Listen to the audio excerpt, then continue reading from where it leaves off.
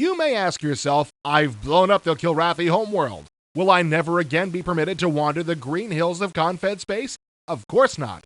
Wing Commander 3 proved so successful that Electronic Arts wanted a follow-up, and Chris Roberts, along with the rest of the crew at Origin, were more than happy to oblige. We're going to tell you all about the plot now, so if you're the kind of person who hates it when previews give away a movie storyline, you should click now and choose Next from the pop-up menu. Still here? Okay. It turns out that the Confederation is not the shiny, happy, pan-galactic government we all thought it was. Wing Commander series Chris Roberts explains. So, the border worlds are saying, we want more rights, we want more rights. Confederation's saying, we're not ready to give them to you yet, and there's been escalating tensions on the frontiers over it. And what's been happening is that been actual attacks on Confederation ships and attacks on border world ships, which is sort of provoking the Civil War. And, you get into it and then you find out that there's a third party behind all this trying to provoke a Civil War. And then, the game boils down to you preventing the Civil War. Mark Hamill returns as Colonel Christopher Blair. In the aftermath of the Terran-Kilrathi War, Blair has retired to live out his remaining years in bucolic bliss as a humble farmer. Alas, it isn't to be. In light of this new emergency threatening the Confederation, you, as Blair, are being recalled to active duty. Battle lines are drawn, but things aren't as black and white as they were in the days of roasting kitties.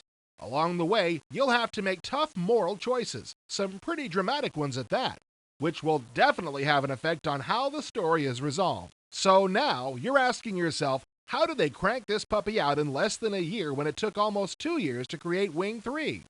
The answer is simply that they didn't have to reinvent the wheel this time around. Wing 4, for the most part, uses the same engine as its predecessor.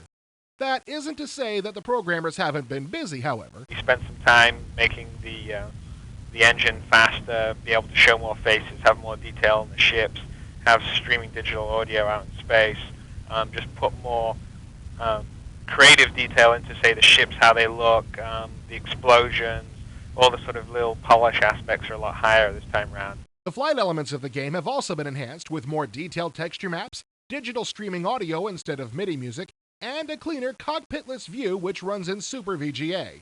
Although, due to the limits of our capturing equipment, this video is only standard VGA.